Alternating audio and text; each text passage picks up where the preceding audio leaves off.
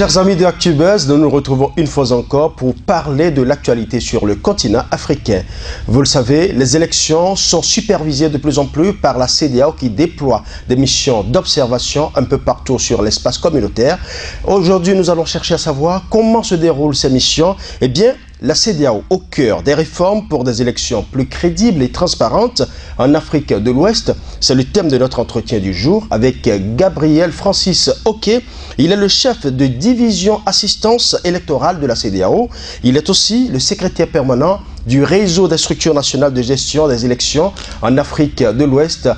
Francis Gabriel Oquet, si vous nous recevez très bien, bonjour à vous. Bonjour, monsieur. Eh bien, avant de parler des missions d'observation, objet de notre entretien du jour, dites-nous, Francis Oquet, comment se porte aujourd'hui la CEDEAO? Mais la CEDEAO se porte très bien. La CEDEAO est en train de traverser quelques soubresauts, mais je pense que globalement, on peut dire que la CEDEAO se porte bien parce que c'est l'une des organisations sur laquelle le monde compte actuellement. Où quand il y a une crise quelque part, les chefs d'État se réunissent pour réfléchir là-dessus et trouver une solution. De ce point de vue, je pense que nous nous portons bien parce que l'esprit communautaire subsiste toujours. Francis Oquet, beaucoup d'élections se sont déroulées ces dernières années avec plus ou moins de violence. Quelle a été la partition jouée par la CEDEAO pour que ces élections se déroulent sans difficulté? Effectivement, votre question vient à un point nommé parce que le citoyen lambda se demande qu'est-ce que la CEDEAO vient foutre dans les élections. Mais il faut dire que depuis 2001, un mandat a été donné à la CEDEAO pour assister les États qui organisent des élections. L'objectif est d'éviter que des élections amènent encore des troubles dans nos pays. L'objectif est d'assister l'État pour avoir des élections crédibles, acceptées par tous. Donc c'est pour ça que la CEDEAO intervient dans les élections. Et comment la CEDEAO fait pour intervenir dans les élections? La CEDEAO d'abord envoie une mission exploratoire préélectorale. Et cette mission rencontre les différents acteurs et surtout les organes chargés d'organiser les élections, les partis impliqués dans les élections, et fait le point du processus électoral, fait le point de l'état de préparation du pays pour des élections apaisées. Mais cette mission, quand elle rencontre des défis sur le terrain, elle fait le rapport et fait les recommandations au président de la commission. Et si on ne prend garde, par exemple la liste électorale cause problème, il faut faire un audit pour pouvoir crédibiliser, fiabiliser la liste, ou bien les dispositions logistiques ne sont pas encore en place, le pays a des difficultés, donc il faut une assistante financière. Donc c'est cette mission qui recommande, après avoir rencontré les acteurs, même les partenaires au développement et la société civile, cette mission rencontre tout le monde. Et c'est ce qu'on appelle mission exploratoire préélectorale pour s'informer de l'état de préparation des élections dans le pays. Et après cette mission, c'est là que la CEDEAO détermine la nature de l'appui à apporter par l'État. Donc, si c'est un appui financier, c'est cette mission qui recommande. Si c'est un appui logistique, c'est la même mission qui peut recommander. Donc, c'est une mission très importante qui oriente l'appui, la nature de l'appui que la CEDEAO doit apporter à cet État qui organise les élections. Autrefois, c'était des missions à court terme, mais depuis un certain temps, la CEDEAO a commencé par faire des missions à long terme. Pourquoi précisément cette option? Oui, des missions à long terme parce que avec les missions à court terme, nous ne faisons qu'une semaine. Et les gens, les acteurs se plaignent que nous ne suivons pas le cycle électoral. Donc, il faudra que nous soyons présents au moins au début du cycle électoral, voir comment la campagne s'est déroulée. Et même s'il faut être là pendant qu'il y a l'inscription sur la liste électorale. Certaines organisations vont jusqu'à être présentes pendant l'élaboration des textes électoraux pour voir dans quelles conditions le cadre légal est élaboré. Donc, c'est pour ça que, vu de toutes ces critiques, la CEDEAO, nous, la division assistance électorale, on a proposé à nos dirigeants qu'il faudrait que la CEDEAO envoie des missions à long terme, au moins pour rester un peu plus longtemps. Et depuis lors, nous déployons des missions à long terme pour un mois. Mais les missions à long terme pour un mois, là aussi, ça ne suffit pas. Et nous avons négocié avec un partenaire, GIZ, pour nous aider à déployer des experts pointus pendant 45 jours. Et c'est ceux-là qu'on appelle équipe cadre. Parce qu'ils ont pour rôle d'encadrer les autres équipes qui viennent. Ils ont pour rôle de préparer l'arrivée des missions à long terme et à court terme. Ils ont pour rôle d'orienter et de préparer les talking points pour le chef de mission, de le briefer sur la situation. Francis Oké, une série de rencontres s'est déroulée ces derniers jours à Cotonou, d'abord du 15 au 17 septembre 2021 pour la première vague et du 20 au 21 septembre 2021 pour la deuxième vague. Ce sont des rencontres pour permettre aux cadres et aux experts de réfléchir sur les missions d'observation de l'institution, je parle de la CEDEAO, leurs performances et leurs limites. Est-ce qu'il y a plus de limites que de performances observées au niveau des missions d'observation de la CEDEAO? Non, mais il n'y a pas plus de limites, il y a la performance. Quand nous retournons en 2006 où la division a été mise en place, à nos jours, il y a beaucoup de choses qui ont évolué en matière de performance. Aujourd'hui, je peux vous dire que les observateurs de la CEDEAO font une observation sur une tablette. Donc ce n'est plus la paperasse qui constitue le questionnaire, c'est sur les tablettes maintenant pour améliorer la qualité des informations et la rapidité avec laquelle nous recevons les informations au siège de la mission. Ensuite, du point de vue de la qualité des rapports, du point de vue de la qualité des déclarations, quelles que soient les critiques qu'on nous fait, mais la qualité des déclarations a quand même évolué. Si nous prenons les déclarations de la CEDEAO de 2006, de 2001, de 2002, nous allons voir une différence sur la qualité parce que la CEDEAO, maintenant dans cette déclaration, relève les insuffisances du processus et analyse ces insuffisances sur l'impact du résultat global de l'élection. Et c'est ce que les gens ne comprennent pas. Ils nous reprochent, oui, la formule est déjà prééditée et que nous... Non, le fond n'est pas le même. Parce que nous, s'il y a des problèmes dans telle région dans le pays, pendant les élections, la CEDEAO relève. Mais si ces problèmes ne sont pas généralisés sur tous les territoires, est-ce que nous allons demander à ce qu'on annule tout le résultat d'une élection parce que dans une localité où il y a à peine 10 000 électeurs, et il y a eu problème? Non. Donc, soit il y a des instances, sur le plan national qui sont chargées de qualifier ou d'annuler ou d'approuver les élections. La CEDEAO ne fait que constater. Et c'est là que je viendrai sur le rôle de l'observation. L'observation, c'est trois actions. Vous regardez, vous notez et vous rapportez. Nous sommes des acteurs passifs. Nous ne sommes pas des moniteurs. Nous ne sommes pas des superviseurs. Nous venons, ce que nous avons constaté, nous notons. Et c'est tout. Dites-nous, au regard des assises de Cotonou, qu'est-ce qui peut bien changer dans le déploiement des missions d'observation des élections au sein de la CEDEAO? Je peux vous garantir que ce qui va d'abord changer, c'est la composition de l'équipe et la qualité des observateurs que nous déployons à long terme. Les observateurs à court terme, bon, n'importe qui peut noter, voir et vous regarder et noter. Mais quand on parle d'observateurs à long terme et d'observateurs de l'équipe cadre, vous devez avoir la capacité d'analyse dans un domaine précis. Et les domaines que nous avons identifiés là, c'est d'abord un coordonnateur qui a une vue générale sur tous les autres domaines pour pouvoir coordonner.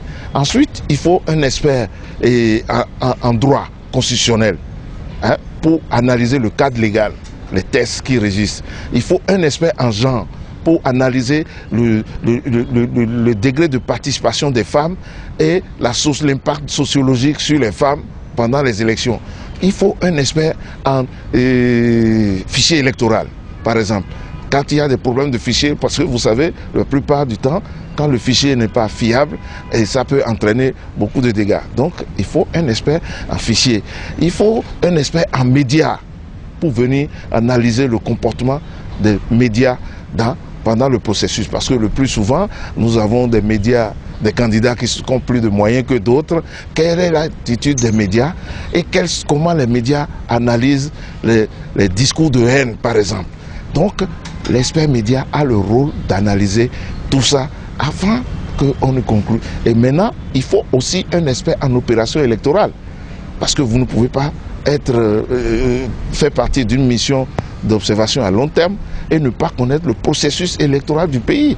Les gens souvent font l'erreur et se disent, chez nous, c'est comme ça se passe. Le processus électoral de chaque pays a son cadre légal qui le régit. Donc, l'expert électoral doit pouvoir réfléchir, analyser le processus électoral par rapport au cadre légal du pays dans lequel il observe. Donc, ces différents experts suivent le processus et font des rapports réguliers chaque semaine. Et je pense que la qualité de la désignation de ces experts va changer. Maintenant, nous allons travailler sur la durée.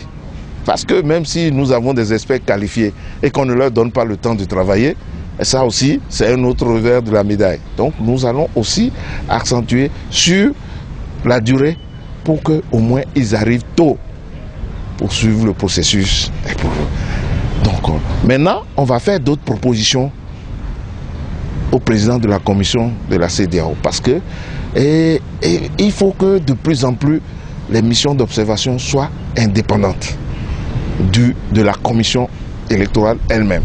Je le dis en connaissance de cause et ça met tout le monde à l'aise. La commission de la CEDEAO fait son travail diplomatique, mais la mission d'observation aussi fait son travail de manière indépendante et produit un rapport au président de la commission qui pourra faire les actions diplomatiques qu'il faut.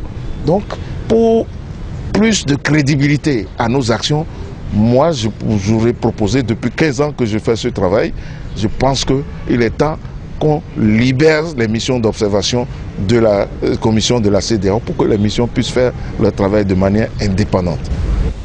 Plusieurs autres élections pointent à l'horizon déjà au sein de la CEDEAO. Et quels sont, selon vous, ce qui doit être fait pour sécuriser et garantir la fiabilité des élections, puisque, comme vous le savez, les contestations, ça ne manque jamais. La première recommandation, c'était de voir comment retoiletter le protocole additionnel, parce que de nos jours, le protocole additionnel montre des limites. C'est un protocole qui est très bien écrit et qui d'ailleurs n'est pas encore appliquée entièrement, mais elle montre déjà ses limites. Donc il serait bon que nos dirigeants s'asseyent et voient comment renforcer les critères de gouvernance dans ce protocole, les conditions de bonne gouvernance, pour que nous évitons ce que nous voyons ces 2 dernières années, où il y a des errements dans certains pays, ou des changements anticonstitutionnels. Eh bien justement, Francis Oquet, parlant du renforcement du protocole additionnel, déjà demandé d'ailleurs par le gouvernement du Bénin, on a l'impression que le gouvernement du Bénin a anticipé sur la question. Et ça devient inquiétant. C'est pour ça que je pense le gouvernement béninois a tenu à tirer la sonnette d'alerte pour que on puisse réfléchir sur comment revoir le protocole afin d'éviter ce que nous sommes en train de voir. Parce que beaucoup de gens, le citoyen lambda, se demandent, mais on revient en arrière ou quoi? Oui, et donc aucune œuvre humaine n'est parfaite. Donc il faut avoir le courage de se remettre en cause. Et c'est là qu'on évolue. Mais si on ne se remet pas en cause, on ne peut pas évoluer. Donc moi j'estime que la proposition du gouvernement est venue à pic, est venue à temps. Et il faudrait que la région en tienne compte pour revoir le protocole. Je rappelle, Francis Oquet, que vous êtes également le secrétaire permanent du réseau des structures nationales de gestion des élections en Afrique de l'Ouest. Parlez-nous un peu de ce réseau. Est-ce qu'il s'agit d'une veille permanente autour des élections dans les différents pays de l'Afrique de l'Ouest? Non, c'est un réseau qui a été mis en place en 2008 à Conakry et qui sert de plateforme. C'est un réseau qui sert de plateforme d'échange d'expérience. Vous savez, dans nos pays, les États ne sont pas au même niveau d'expérience en matière électorale. Donc ce réseau permet un cadre d'échange aux présidents et vice-présidents de commissions électorales qui se réunissent une fois par an pour échanger et voir comment les élections se passent et donner des conseils. Et nous choisissons des thèmes pour chaque assemblée générale. Ainsi, nous avons évolué avec ce réseau. Ce réseau maintenant est celui qui prend en compte les recommandations de la CEDEAO après les missions d'observation pour repartir dans les États pour demander pour ces recommandations comment on peut les mettre en application. Donc nous appelons ça les missions post-électorales.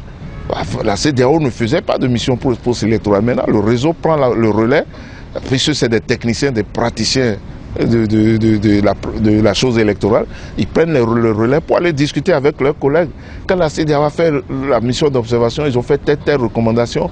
Qu'est-ce que nous pouvons changer actuellement pour améliorer?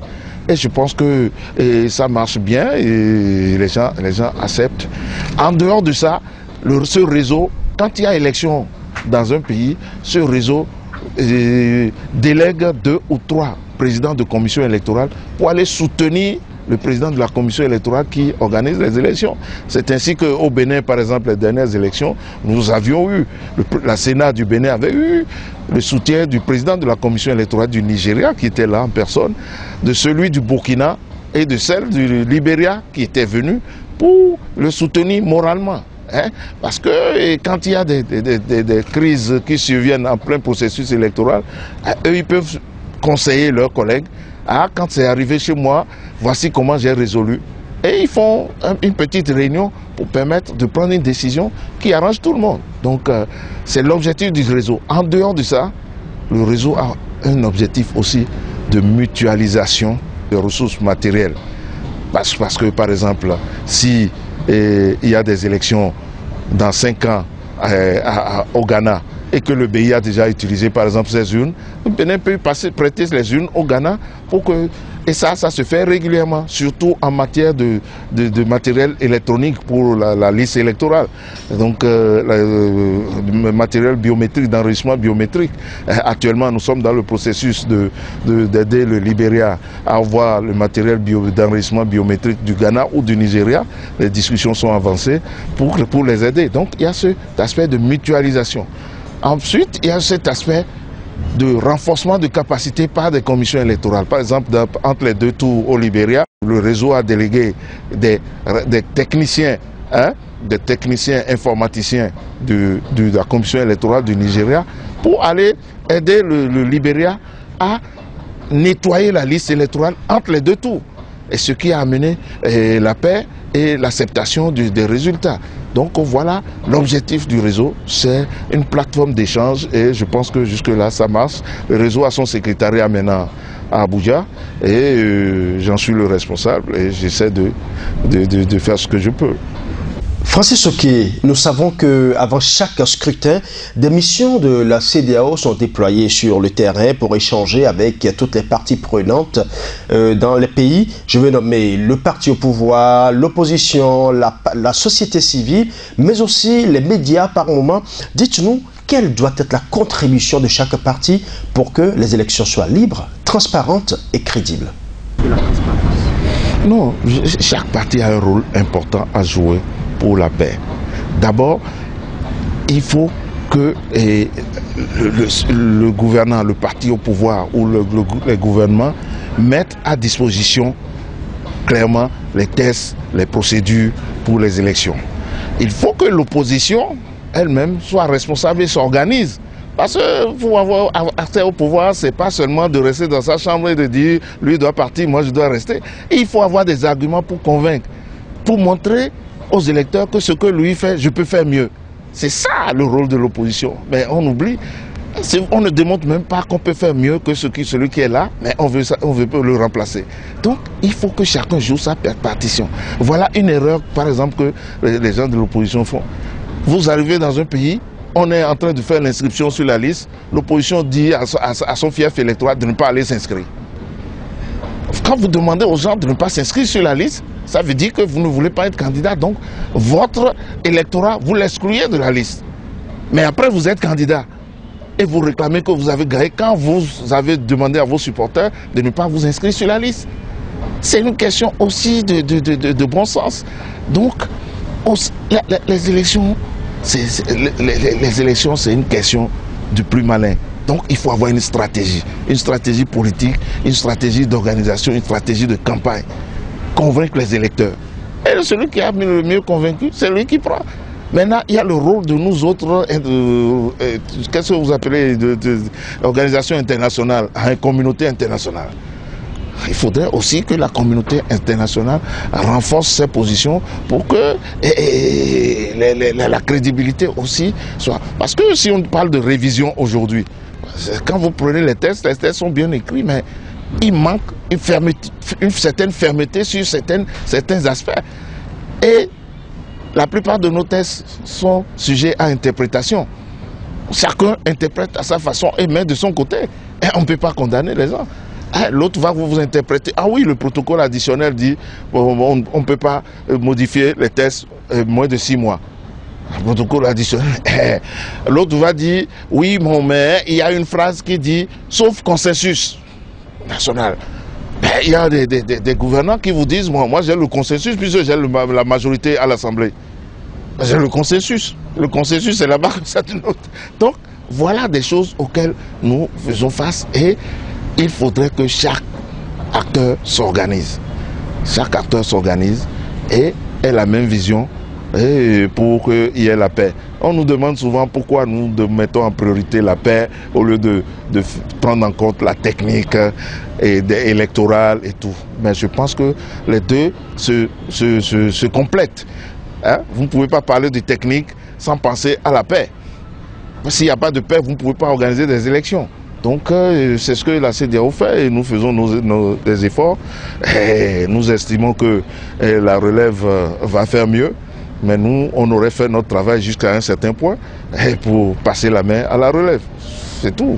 On ne peut pas avoir l'ambition de pouvoir tout faire. Hein. Mais on fait ce qu'on peut et compte tenu des moyens qu'on a. Une dernière question, Francis Oké. Dites-nous, est-ce que la CEDEAO dispose réellement de moyens adéquats pour couvrir les élections de façon sérieuse et rigoureuse? Si vous faites le bilan dans notre région, hein, nous pouvons vous assurer que la question de violence électorale a diminué. Nous pouvons vous assurer dans notre région qu'il y a eu alternance sur 15 États, il y a eu alternance dans au moins 14 ou 13 États. Depuis que le protocole est là, nous avons connu des alternances. Hein, alors que ce n'était pas une question qui était sur la table avant. Donc nous évoluons. Et actuellement, quand vous allez dans un bureau de vote, c'est les électeurs même qui corrigent les agents du bureau de vote. Qui disent non, c'est pas ça. C'est pas que les agents des partis, les représentants des partis, c'est pas que eux qui restent. Le citoyen lambda aussi vote et revient pour voir comment la clôture sera faite. Mais de grâce, il faut que les partis politiques essaient d'avoir leurs représentants dans tous les bureaux de vote. Parce que pour gagner le contentieux électoral, il faut des preuves. Même si vous avez raison, si vous n'avez pas le résultat des bureaux de vote dans lesquels vous revendiquez votre victoire, si vous ne l'avez pas, le juge ne peut rien. Le juge juge sur preuve. Hein? C'est pas parce que un individu là-bas vous a dit que dans ce bureau on vole et tout ça que vous allez prendre ça et dire devant le juge, ça ne veut rien dire. Vous venez, vous avez les preuves de vos allégations et là, il peut statuer là-dessus. Donc, essayons d'avoir des représentants dans les bureaux de vote, ne serait-ce que dans les centres de vote. Donc moi, c'est le conseil que je vais donner aux acteurs qui interviennent et à la société civile d'essayer de faire preuve de neutralité et d'objectivité et de rester dans son rôle de société civile. Parce que de plus en plus dans les États où nous travaillons, les gens ne supportent pas la présence de la société civile. Et je vais vous dire, le pays de référence aujourd'hui en Afrique de l'Ouest, qui est le Cap-Vert en matière électorale, la société civile n'est même pas autorisée aux affaires électorales. Donc, essayons de jouer notre rôle de manière technique, et laissons le politique aussi faire sa politique. Et tout va se compléter, et puis vous allez voir. Merci à vous Francis Oquet de nous avoir accordé un peu de votre temps. Je rappelle que vous êtes le chef de la division assistance électorale de la CEDEAO et vous êtes aussi le secrétaire permanent du réseau des structures nationales de gestion des élections en Afrique de l'Ouest. Merci d'être passé sur Actubuzz. Eh bien, chers amis de Actubuzz, ce sera tout pour notre numéro du jour. On se retrouve très bientôt.